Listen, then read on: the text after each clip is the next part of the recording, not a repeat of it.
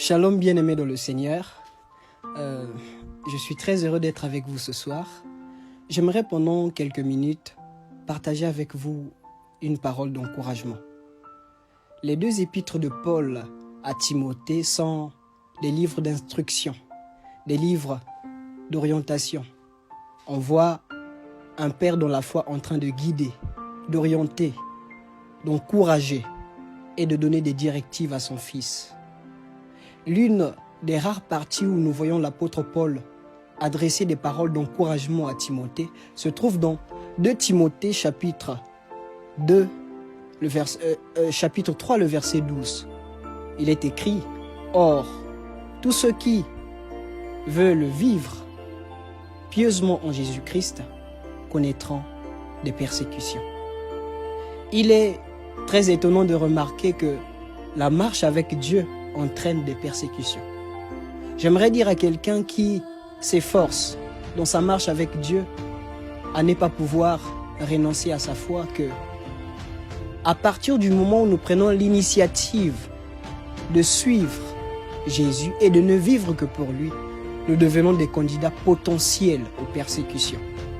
Frères et sœurs, vous ne pouvez pas servir Dieu dans un environnement hostile et s'attendre à ce que vous soyez traités et considérés de la même manière que tout le monde. C'est la raison pour laquelle les apôtres n'ont pas renoncé à leur foi. Ils savaient quel était le but de leur motivation, quel était le but de leur persévérance et de leur détermination. Il est très étonnant de se réveiller le matin et de constater que ce que nous voulons vivre, nous ne l'avons pas. Rien ne change. Lorsque nous essayons de voir de l'autre côté des païens, tout va bien. Et des fois, on a l'impression d'envier leur vie. On veut des fois abandonner la foi. On veut arrêter parce que tout est difficile. Dans la famille, dans le quartier, dans notre environnement, on nous donne des noms. On nous donne des titres. Simplement parce que nous avons décidé de suivre Jésus et de ne vivre que pour lui. Frères et sœurs, ce n'est pas du tout un mauvais choix.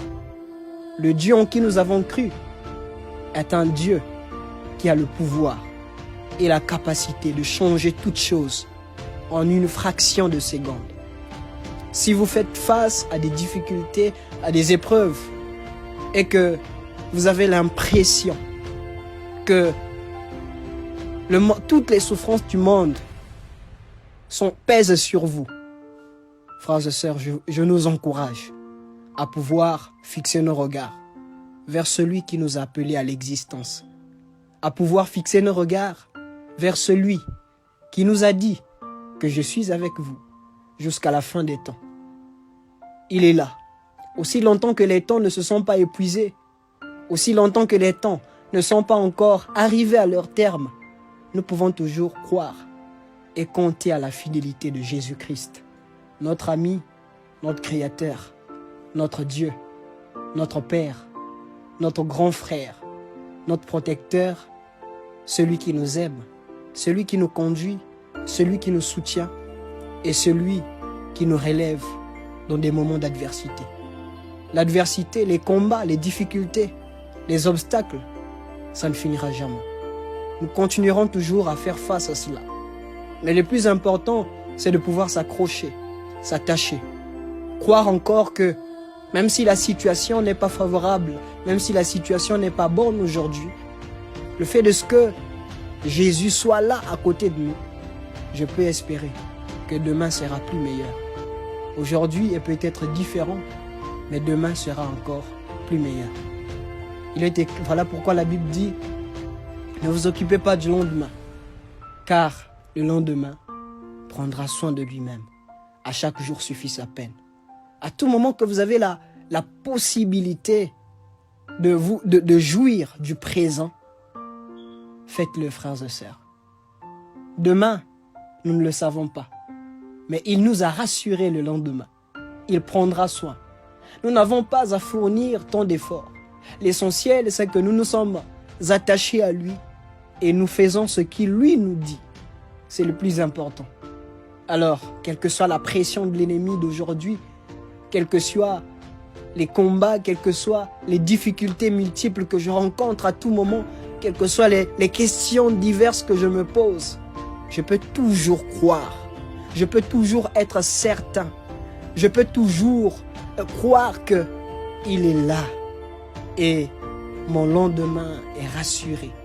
Je ne renonce pas à ma foi parce que l'ennemi me fait pression. Je ne renonce pas à ma foi parce que ma situation ne change pas. Je choisis de continuer jusqu'à arriver au terme de la course et entendre le maître me dire « Tiens bon, tu as vaincu le bon combat de la foi. » Merci beaucoup. Toi qui n'as pas encore donné ta vie à Jésus, je t'invite à cet appel solennel. Il est là près de toi. Ouvre ton cœur, quel que soit l'endroit. Dis juste avec moi, Jésus-Christ, me voici. Que Dieu te bénisse abondamment. Amen. À bientôt.